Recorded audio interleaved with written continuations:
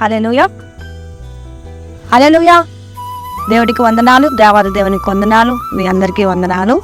ఈరోజు ఒక విషయం నా హృదయంలో ప్రేరేపణ పెట్టి మీ ముందుకు వచ్చాను.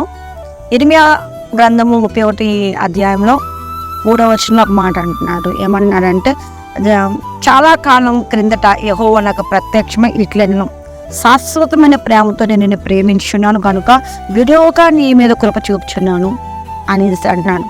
ఈ మాట మనం చాలాసార్లు చదివాము, అవార్డు చేసుకున్నాం. ఈ మాట వినేసరికి ఆ మాట నాకు తెలుసు అనుకుంటాం.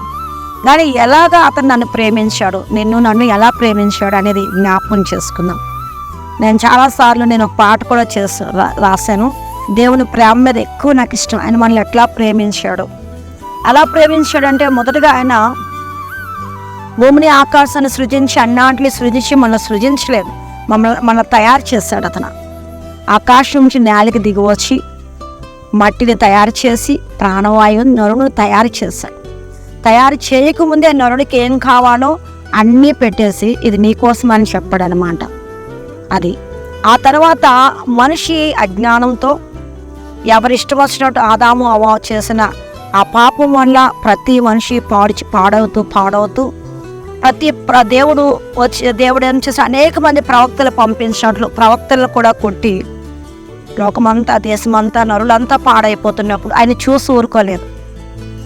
ఆయన కుమారుడిని ఆయన భూలోకానికి పంపించాడు. ఆయన కుమారుడి భూలోకానికి ఎలాగొచ్చాడో మనకు తెలుసు. ఆయన కోసం సామెతల గ్రంథంలో ఒక మాట ఉంటుంది. ఏమంటాడంటే, నా తండ్రికి నేను ఏకకుమారుని, నేను సుకుమారిని అంటాడు మాట. ఆయన సుకుమారి, ఆయన తండ్రికి ఆయన ఏకకుమారుడు. అంతేకాదు, ఆయన ప్రధాన శిల్పుగా చెప్తున్నప్పుడు ఆయన కుడిపార్శ్వం మీద నేను కూర్చొని ఉన్నాను అని అంటాడు. అంత సుకుమారి, అంత యవ్వనం, చిన్న ప్రాయములో ఆయన ఏం చేశాడంటే తండ్రి చిత్తం నెరవేర్చడానికి భూలోకానికి వచ్చినాడు. 33.5 సంవత్సరాలు ఈ లోకంలో ఆయన జీవించారు. 3.5 సంవత్సరాలు ఒక యాగం చేశారు ఆయన.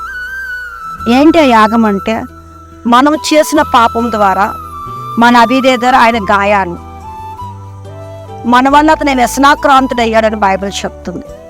ఆయన పొందిన గాయముల చేత నీకు నాకు స్వస్థత, నేను ఆ పాపముల కోసం ఆయన వ్యసనాక్రాంతుడయ్యాడని ఉంటుంది. ఈ మాటలు చదవడానికి చాలా ఈజీగా ఉంటాయి.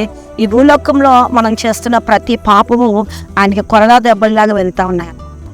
అంటే ఒకరోజు కాదు, 2 రోజులు కాదు, నువ్వు పుట్టిన దగ్గర నుంచి, నేను పుట్టిన కాంచి, లోకం పుట్టిన కాంచి, మనిషి పుట్టిన దగ్గర నుంచి ఆయన దెబ్బలు కాస్తానే ఉన్నాడు, అవమాన పడతానే ఉన్నాడు. ఆయన ఏ రోజు మనం వదలకుండా ఏం చేస్తున్నాడంటే అతను శిలువ యాగం చేశాడు.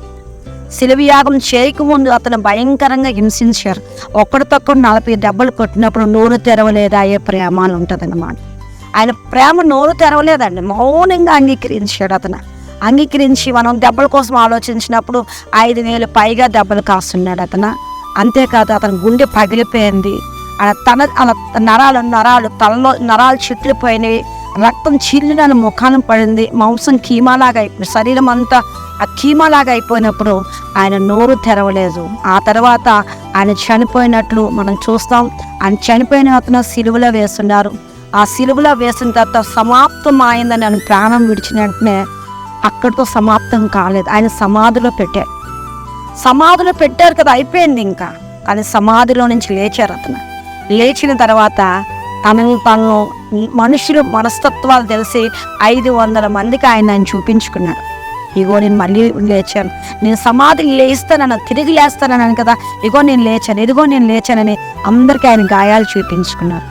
500 మందికి చూపించిన తర్వాత మళ్ళీ నాలాంటి అని ఉంటారు, మీలాంటి అయ్యా మా కోసం ఉండిపో అంటే ఆయన ఉండిపోకుండా ఆయన ఆరోహణం అవ్వడం మనం చూస్తాం.